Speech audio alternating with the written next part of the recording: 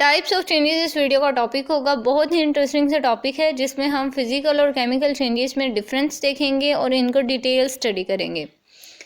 तो बात करते हैं सबसे पहले physical changes. Physical changes means कि आप कोई भी सब्सटेंस देख रहे हैं, उसकी फिजिकल प्रॉपर्टी चेंज होगी लेकिन उसकी जो केमिकल कंपोजिशन है वो सेम ही रहेगी, मतलब उसमें आपको किसी किस्म का कोई चेंज नहीं नज़र आएगा। अब फिजिकल प्रॉपर्टी किस तरह से चेंज हो सकती है कि उसका साइज़ चेंज हो सकता है, उसकी शेप चेंज हो सकती है, उसका कलर चेंज हो सकता है। और दूसरी बात ये है कि इसमें जो फिज़िकल चेंजेस होती हैं वो टेम्पररी होती हैं और रिवर्सिबल भी होती हैं। एग्जांपल के थ्रू हम समझते हैं, बहुत इजी सा कंसेप्ट है, यानी कि फ्रीजिंग ऑफ वाटर। ये इसकी एग्जांपल है कि पानी जब फ्रीज़ होगा तब भी उसकी केमिकल फार्मूला क्या होगा, H2O। जब वो मेल्ट हो जाएगा तब उसका केमिकल फार्मूला क्या होगा, H2O। मीन्स कि उसकी केमिकल कंपोजिशन सेम है लेकिन उसकी फिजिकल स्टेट तो चेंज हो गई ना। पहले वो आइस था, फिर वो वाटर बन गया, अब वो कभी वो वाटर है कि उसको दोबारा से आप फ्रीज़ कर देंगे तो फिर वो आइस बन जाएगा। तो इस तरह इसकी फ़िज़िकल प्रॉपर्टीज़ चेंज हो रही हैं और रिवर्सिबल भी हो रही हैं, मतलब दोबारा से वही शेप अज्यूम कर रही हैं। अब बात करते हैं केमिकल चेंजेस के बारे में कि केमिकल चेंजेस में क्या प्रोसेस है। केमिकल चेंजेस मीन्स कि आपको ना एक नया सब्सटेंस मिलेगा। नया सब्सटेंस किस तरह से बनता है, एग्जांपल देखते हैं, उसके थ्रू आपको बिल्कुल क्लियर हो जाएगा।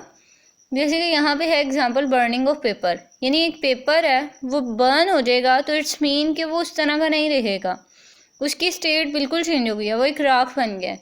अब ना तो वो दोबारा से उसी तरह का पेपर बन सकता है और ना ही उसकी स्टेट कभी भी उस जैसी हो सकती है जैसे वो पहले शेप थी उसकी। इट्स मीन कि ये दोबारा से रिवर्स नहीं हो सकता और ये इरिवर्सिबल प्रोसेस है। और ये जो चेंजेस होती हैं ये परमानेंट होती हैं, मतलब ये नहीं है कि आपने किसी चीज़ को बर्न किया और वो दोबारा से थोड़ी देर टेम्पररी थी वो चेंजिंग और दोबारा से उसी स्टेट में आ जाएगी। ये चेंजेस परमानेंट रहेगी, मतलब वो राख बन गया तो वो इट्स मीन के वैसे ही रहेगा।